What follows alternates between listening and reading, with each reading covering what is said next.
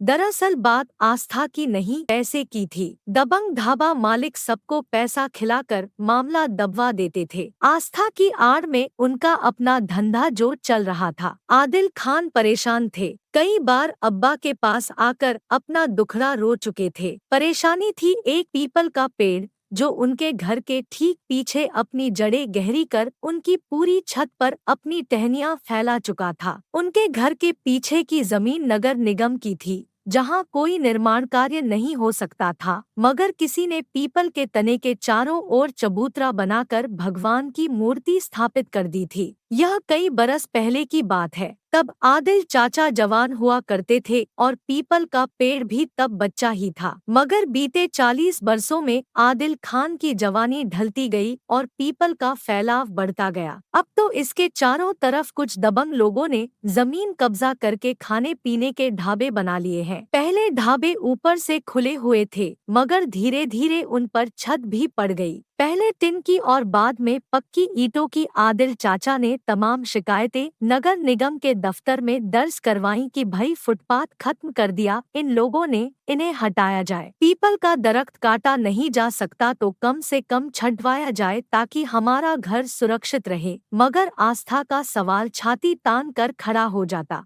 नगर निगम के अधिकारी आते, मौका मुआयना करते, मगर कार्रवाई कुछ न होती। वन विभाग को भी आदिल चाचा कई चिट्ठियां भेज चुके थे। दरअसल बात आस्था की नहीं, पैसे की थी। दबंग ढाबा मालिक सबको पैसा खिलाकर मामला दबवा देते थे। आस्था की आड़ में उनका अपना धंधा जो चल रहा था। तमाम लोग आते, पीपल पर जल चढ़ाते और फिर वहीं उनके ढाबे पर बैठकर चाय नाश्ता करते। ढाबे के बाहर तक पीपल की छांव में कुर्सियां बिछी रहती थी। पीपल कट जाता तो तेज धूप में ग्राहक थोड़ी ना बैठते, इसलिए पीपल बढ़ता जाता और साथ में आदिल चाचा की परेशानी भी। अब तो पीपल की टहनियों ने आदिल चाचा के घर की छत का एक कोना भी तोड़ना शुरू कर दिया था। छत पर उसकी इतनी घनी छांव थी कि धूप का नामोनिशान न मिलता। इस वजह से बरसात के बाद छत पर सीलन और गंदगी का ढेर लग जाता। पीपल की गाद और पत्तियों ने पूरी छत को ढक लिया था।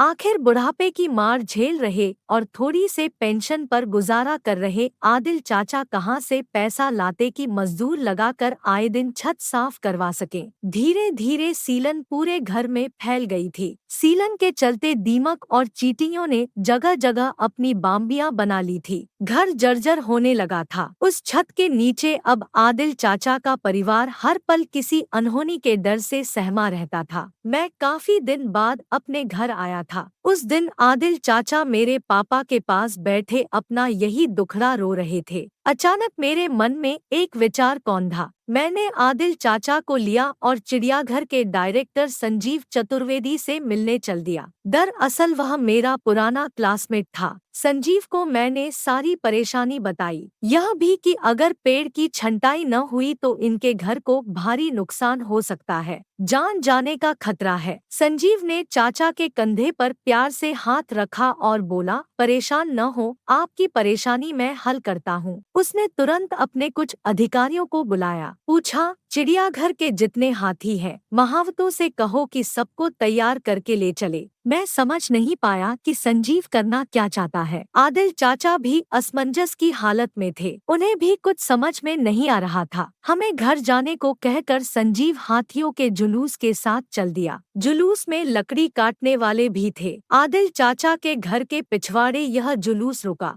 सड़क पर कोई 10 हाथी एक के पीछे एक खड़े थे। संजीव ने ढाबा मालिकों से बातचीत की। चंद मिनट बीते होंगे कि हमने पेड़ पर कुछ लकड़हारों को चढ़कर टहनियां छांटते देखा। एक बड़े से ट्रक में लकड़ियां और पत्तियां जमा करके संजीव कोई 4 घंटे में पेड़ छंटवा कर चला गया। घर पर रोशनी छा गई, धूप नजर आने लगी। मैंने संजीव को फोन मिलाया, पूछा, यार ये क्या जादू किया तुमने? संजीव हंसकर बोला, भाई आस्था का मामला था ना, मैंने बस इतना कहा कि गणेश जी के परिवार को खाने के लिए पत्तियां और बाड़े के लिए लकड़ियां चाहिए, कौन मना करता। इस बात पर वह कहकर ठठाकर हंस पड़ा, बोला, आगे जब भी पीपल छंटवाना हो मुझे फोन कर देना। तो दोस्तों, यह थी हमारी आज की कहानी। उम्मीद करती हूँ आपको पसंद आई होगी। आपका क्या कहना है इस कहानी के बारे में कमेंट करके हमें जरूर बताएं। वीडियो को लाइक करके चैनल को सब्सक्राइब कर लीजिए, साथ में घंटी को दबाकर ऑल पर सेट कर लीजिए ताकि आने वाली वीडियो आपको तुरंत मिले। मैं मिलती हूँ आपसे अगली वीडियो में, तब तक के लिए धन्यवाद।